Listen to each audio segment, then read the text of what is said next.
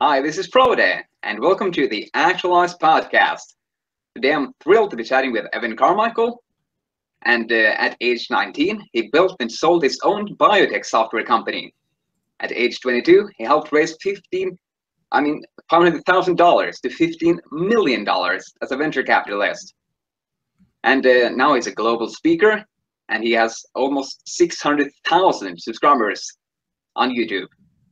And today we'll be talking about his book, Your One Word, and Evan's one word is believe. Evan, thank you very much for being on the show. I really appreciate you taking the time to do this interview with us. I'm excited. Let's do it, man. Perfect. So let's just jump right into the questions. I was incredibly fascinated by the story you had about what happened when you found your own word believe. So could you share that with us? Sure. I felt like I could be doing more in my life. I just felt like I hadn't reached my ceiling. I had some success. I wasn't down on my life. It wasn't me being in a hole. Just I felt like I could be doing more. And so I thought it was a marketing tagline thing. I thought it was just I need a little more definition of my business. And when I started going through the exercise of figuring out what do I stand for, what do I want my company to be all about, I realized it was much more than just a business exercise. It was a personal exercise. And when I was trying to figure out what my company stood for, I had to first figure out what I stood for. And then from there, I discovered it was about believe, and I'll go through a whole process that is outlined in the book. But I found it was about believe. And when I had that, once you figure out your one word, it becomes a mirror of truth. You can look at it and see what areas of your life, and for the entrepreneurs, your business, are out of alignment. You know, do the people around you help support you and your one word and your core value? Are you doing things on purpose to live that happier life and actualize yourself or not? And so in order to understand what that best life looks like for you, you have to first understand what it is that you stand for. When you don't know what your values are, when you don't know what the most important thing in your life is, then you're constantly just going to be pulled into directions by other people. You're going to live other people's lives instead of your own. And so that's the first step in figuring out that ideal life, is understanding what your one word core value is. All right. Yeah, that's amazing. And what you said about the core values, that was really a transformational experience for me, because I really wasn't so certain about them. But when I found them my own, it became a lot easier to kind of center myself on them and do, like you said, be on my own path without flitting about. Like it's so simple to do. I like. And what did you come up with? What was your one word? It was actualize. Right. Okay. I like it. And yeah. So did you touch upon the Thyself was saying I really liked, but know thyself, I think it meant. Could you tell us more about that? Yeah, it's an ancient Greek proverb, which means to pay no attention to the opinions of the masses. Basically, don't pay attention to what other people think of you. Everybody is going to have an opinion of you and what you should do with your life, right?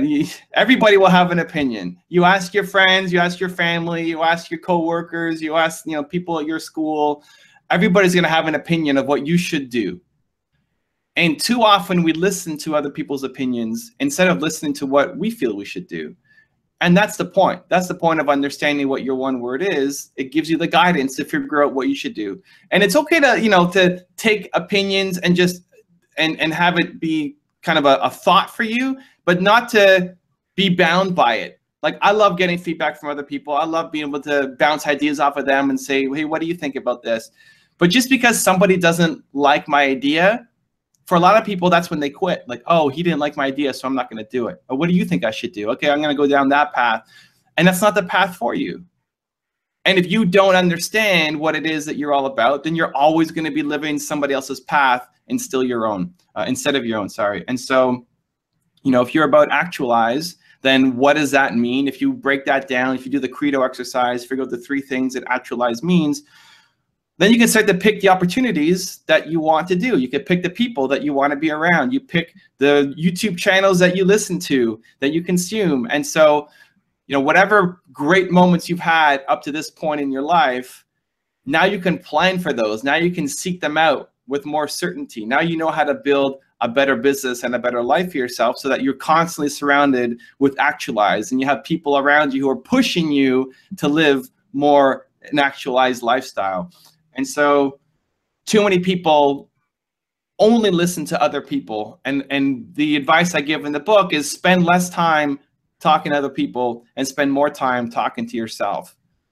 Spend more time, book a day off, and just sit in a coffee shop or go to a forest or wherever you do your best thinking, and spend more time with yourself, because you shouldn't let other people's opinions of you influence what it is that you end up doing. Yeah, I really love that idea. And I also cherish spending more time with myself than always so distracted with all these other things. So I really like the exercise you made us do with the 5 core questions, because that was really the way of finding your one word, right? And yeah, I was wondering if you could walk us through those questions. Sure, we can do like a high level, because at some point this could go on, walking somebody through all of them. But if you look at a high level, first we start with thinking about what has made you come alive. Think about your happiest moments. Think about the best times in your life and write them down. And don't even worry about how this makes sense to your business yet, or to, you know, your core value yet. Just fill the page with happiness, write down all the things that make you come alive. And the book gives you some guidance on some things to think about, like what did you love about your parents, and who your favorite teachers, and what's your favorite song, and, you know, gives you primers to think about. Just write down a bunch of things that make you happy, your best moments in your life, and then think about why it made you happy. So like that big high that you had winning that award, or whatever it is that you felt on top of the world, why did it make you so happy? And just try to write down 1 or 2 words as to why it made you happy. What you'll figure out is there's going to be a theme that runs consistent. So, you know, anytime for you felt actualized, you feel happy. It's like a really good moment in your past. But at the start, you're just writing down the list. Then you want to start looking at, okay, what is that connective tissue? What is the thing that binds these things together? What is the common theme that's coming up? Then we can start looking at, if you can't find it through that positive side, you can go negative. You can think, what are the things that I hate being around, the people I hate being around, the situations I hate being in. And not that they're bad people or bad situations, just not right for you. And so sometimes people have an easier job going negative than going positive. And that can be really helpful, because when you figure out what you hate the most, that's your anti-word. The opposite will be what you stand for, and it'll be your one word. And then also understanding that this is a forever thing. It's not a, this year I'm going to actualize. It's forever. I'm still going to care about Actualize in 10 years or 20 years or 40 years. Like, it's a forever. If anything, I'll just care more about it in the future. It's a forever thing. And so sometimes people's judgment can be clouded by the current situation that they're in right now. They had something negative going on right now, and they can't kind of get out of it. What can help is to add more perspective and think, am I still going to care about this thing in 10 years, in 20 years, in the future? It's a constant. It's not just a New Year's resolution. So those are some of the quick steps you can look at to help you find your one word. And hopefully that really helps. And when you figure that out, then you start to look at your life and say, okay, what's out of balance? What may need to be tweaked? Where am I getting the support that I need to help me build this life? And where am I falling short? Because those moments in the past that made you really happy and come alive, a lot of that may have been random occurrences, where now, you know, those 20 moments that made you great in the past, I want that to be planned. I want that to happen constantly now in your future. I want you to plan for it and create it and bring it to yourself and attract it, as opposed to it just randomly happening. Yeah, that's real beautiful. And yeah, there was a story I really liked about how Steve Jobs made an impact, like the real reason behind it. And you had mentioned that he wasn't just about the money. But could you share that story with us in your own words? Yeah, so Steve Jobs was a millionaire in his early 20s and multimillionaire by his mid-20s, and basically had all the money that he would ever need for the rest of his life by the time he was in his mid-20s. And what do people like? What would you do if you had tens of millions of dollars in your mid-20s? A lot of people would just relax and go on vacation and travel the world and just take it easy. Where for him, it was never about the money. He wanted to have an impact. And he worked until he died on trying to do big projects, right? And being fired from Apple and coming back to Apple and working until he died on Apple, trying to make it amazing. And his goal was never about trying to make a ton of money. And now money is important. You know, we're in business, money is important, but there has to be something more important than money. So money's number two. And the funny thing is, you'll see this happen over and over and over again. If you look at the people who've had the most success, you look at the most successful entrepreneurs, people who have the most money, that wasn't inherited. They didn't get it from their parents. They built it themselves. It was always about the building of the company, building of the product, doing something important, much more than it was about money. You don't see the most successful entrepreneurs going out and saying, all I care about is the money, because those people never actually make a lot of money.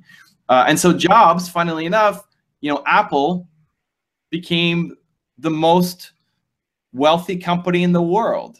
It became the #1 company from market cap in the world. It's the most valuable company in the world, even though Steve Jobs' #1 goal was never about the money.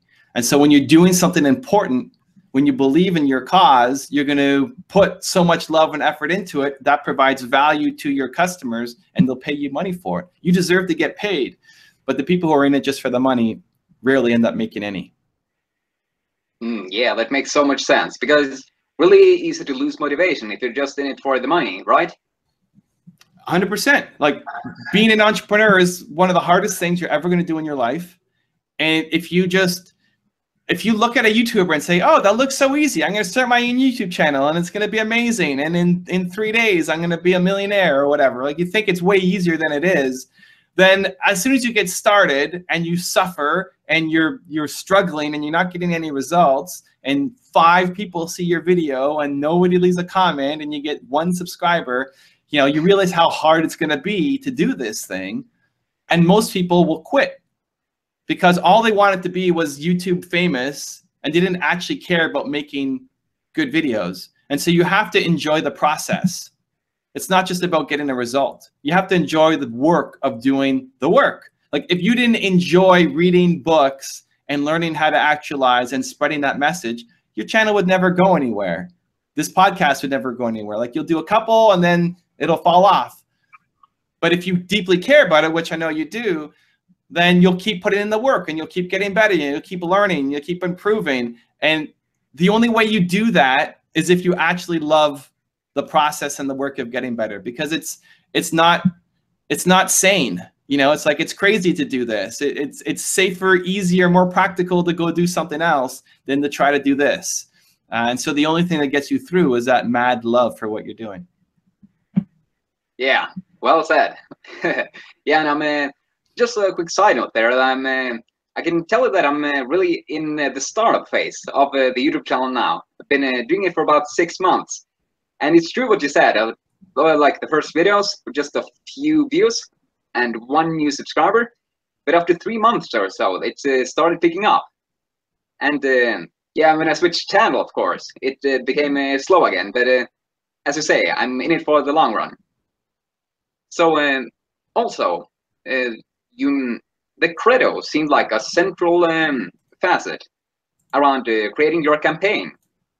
Could you tell us a bit about it and how we can use it to show what we stand for? Yeah, so what the credo does is it adds more definition. And so what I recommend people do is they figure out their 1 word and then the 3 things under it. And the 3 things make up your credo. So for me, believe is about self-confidence. That's what most people would think. Believe in yourself. And that's definitely what it is. But it's also believe in what you're doing, which is passion, and believe that it's going to work out, which is conviction. So for me, believe breaks down into self-confidence, passion, and conviction. And that becomes my guiding lens. You know, that turns just the word believe into #believe for me. I make my decisions by looking at that. Like, where am I falling short in my life or my business? Well, I have to go back to look at that. Am I being self-confident? Am I passionate with what I'm doing? Am I following through and having conviction? Do I believe enough? And so what it does is it gives you more clarity personally. So if you're looking at Actualize, what does that break down into? There may be one common definition of what it means, but there'll be two other branches that may not make as much sense that you wouldn't think of. But when you give it the context, like, oh, okay, I see how that works. And so one, it helps you make better decisions. And two, it helps people spread your message. It helps people talk about you. Most businesses are boring. You know, most YouTube channels are boring. You need to have an easy way for people to spread the message for you. And it's not that people don't like your product or service. You could have a good product or service, but is it enough for them to want to spread it for you because you want to give them the tools to do it? If it's hard for them to explain what you do, then it's going to be hard for them to tell people what you do. Even if they love your channel, it's going to be hard for them to spread the message for you. Or if you give them the tools to make it easy to spread the message, then they will. Yes, you still need to have good content. Yes, you still need to be consistent. Yes, you need to have good guests on and do good reviews or whatever it is that you're doing on your channel. But you want to make it easy for people to spread your message. As entrepreneurs, word of mouth is one of the greatest tools we have. We don't have the budget to take out, you know, $1 million advertising campaign. And so we need to make it easy for our customers to talk about us. So give them the tools to do it. So breaking down your one word into the 3 parts, which becomes your credo, one, makes it easy for you to be able to make decisions because you've added more clarity on what your one word means. And 2, makes it easy for people to talk about you and spread your message for you because you've given them the tools to do it. Yeah, thank you very much. That's, that makes a lot of sense. And I was also wondering, away from letting it, using the credo to help people really realize what you're doing, is there any like daily practice you do for staying centered on your one word, like you read the credo or you do something else? Yeah, I think at the start, it can be helpful, especially if you feel like you're out of alignment. If you feel like this is the life that I really want to live, but I'm actually playing over here. You know, like I want to be actualized, and that means I have to do these 3 things, but I'm not yet because of my old habits or my environment or, you know, the people around me or whatever it is. And so looking at them daily can be a helpful exercise to follow through. It's actually the subject of my next book that I'm working on right now. Is once you've discovered, like the one word gives you the self-awareness and then gives you the tactics on what to do to build a business around it. The difficult part as a next step is figuring out, okay, how do I stay motivated to do it? How do I take the right actions so that every day is a consistent thing? So it's not just like one day I'm really pumped and excited, and then the rest of the week I fall down and I don't follow through. So thinking about your morning routine, thinking about your habits, thinking about the people that you hang around with. And I give different, or I'm working on, it's not out yet, but giving different suggestions for what you can do so that you stay on track. But the morning routine is really important. It's easy to listen to an interview or read a book or have this moment on a Tuesday afternoon and get all excited, and then you wake up Wednesday morning and the feeling is gone and you're starting over again from scratch. And so understanding what are the things that make you all excited, that help you be actualized, that help you be that best version of yourself, and then planning for it daily. So you put that into your morning routine. It's why I started the Espresso video series. I wanted people to start with a shot of espresso to get some motivation and some wisdom to kickstart their day. What does that look like for you? And what does it look like for the people listening? What can you put into your morning routine, whether it's watching a video or listening to a podcast or reading a section from a book, whatever it is. For me, it used to be reading a section from a book. There was a book called Radicals and Visionaries. It's out of print now. And I would read it every morning, 3 to 4 pages. It was a different story. And I would get motivated by reading about these different entrepreneurs and also learn from them different strategies on what I could do. And in a sense, that's what I now have taken and brought to my YouTube channel, where every day there's new stories to learn from. And I don't expect people to watch every video on the channel, but if the videos get you inspired and get you thinking bigger and get you more motivated, then put that into your morning routine so that you have that every day. And so I'd be thinking, when you have your one word, actualize, what makes you feel actualized? What makes you feel the most actualized ever? And then plan for that and put it at the start of every day so that you set yourself up for an amazing day. Yeah, that's really beautiful. And I just really love the way you made a ritual out of it. Like you talked about, when you knew what worked for you. I think you wrote in a book about you have found out that if the day starts strong, then the rest of the day goes like a breeze. And you implemented that as a ritual. I think you said hashtag believe team and believe or believers staying. I can't remember, but it was something like you said, and I keep added up the days on YouTube. And I was really going to make one of those rituals, and I really have to get to it. I'm going to do it as fast as possible. Yeah, so I think the hashtag you're talking about is hashtag BTA, which is believer taking action. And what we recommend people to do is, listen, the videos are helping you.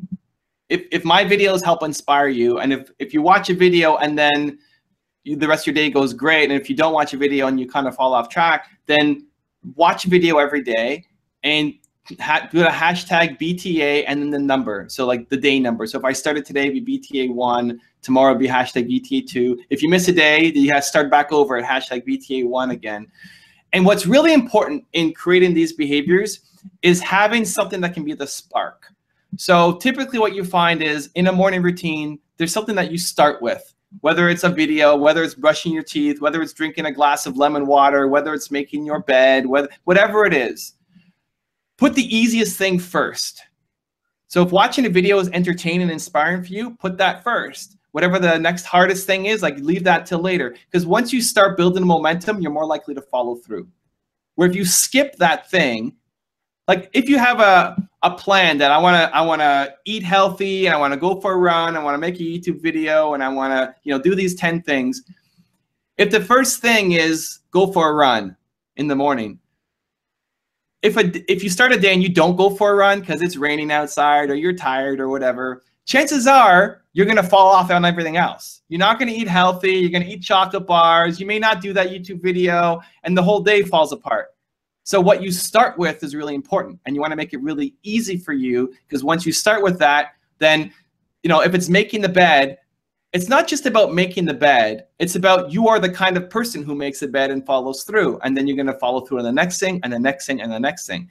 And so watching a video is super easy. And so the goal was, if the videos are inspiring to you and they help you, then start your day with it. Put in hashtag BTA123. Keep that number going up. And the idea was that could be that linchpin, that kind of lightning rod that start with this. And if you do this daily, then you'll do all the other things that you said you were going to do as well to help you live the most inspired life.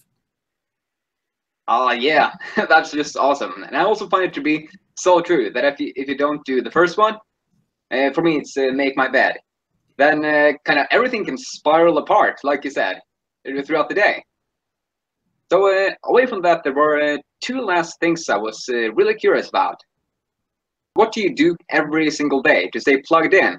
And that might just be one of them, or is it something else that you do also? Your number 1 habit? Number 1 habit. I think my number 1 habit is just making sure that I start my morning. I have a pretty consistent morning routine. That if I started off with this, then I'm good for the day. And if I don't, then I feel it's harder to get back on. One of my challenges in running my life is when things don't go according to my schedule, then I can fall off pretty quickly. Like if I get really distracted or get interrupted. And so I really try to build my life around not being distracted or interrupted, and as much as possible, keeping things on certain days. Sometimes it's not possible. You're going to have days when just something happens and it blows up, but I try to minimize that as much as possible. So for me, making sure that I spend the time in the morning to look at my goals, to listen to a song. Like music can instantly change your state and get you more motivated, to watch a video or something where I'm learning and feeding my brain. It's the most consistent thing that I do daily. Everything else I have a more weekly schedule for, but I find if I start my morning off properly, then I set myself up for a great day. Yeah, that's a great tale. And before we direct our listeners over to how they can connect with you, I was also wondering if you would have to pick the number one advice for our listeners. What would that number one advice or tip be? And it can be something we are talking about in this interview, or it can be something completely different. I think just the context of what we're talking about, I think the self-awareness is really important. I think understanding what you stand for is really important.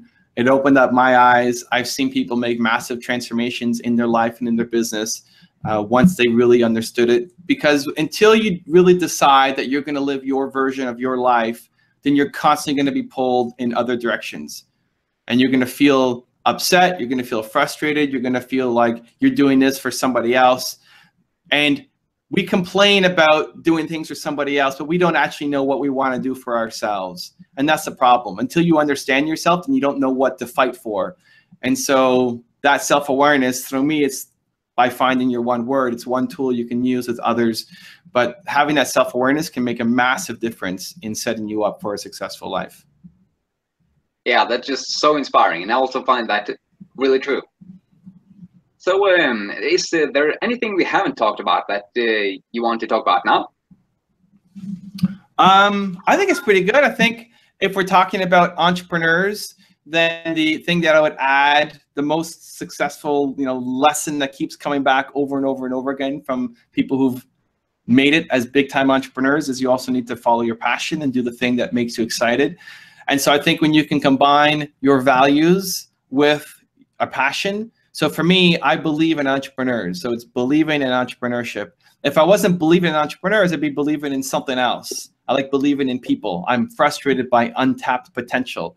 I hate seeing somebody and I see this big vision for themselves and they're holding themselves back. It's massively frustrating for me. And so I have the most passion and knowledge around entrepreneurship versus other things.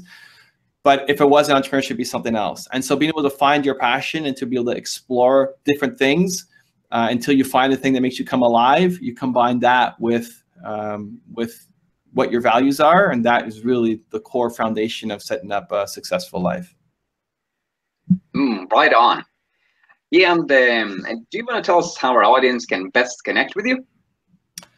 Sure. I'm on most of the social channels where people are. I spend most of my time on YouTube, followed by Twitter, but we're also on Facebook and Instagram and Snapchat. For the book, it's wherever you buy books, Barnes & Nobles, Amazon, wherever you're picking up books, the book is there. And yeah, I'm looking forward to hearing from people. Yeah, great. So to wrap up this podcast, I highly recommend your one word to those of you who are listening. And if you haven't read it, get a copy and feel inspired. Evan, thank you so much. And I'm very excited to be connected. Thanks for the love, man. Good luck with the show.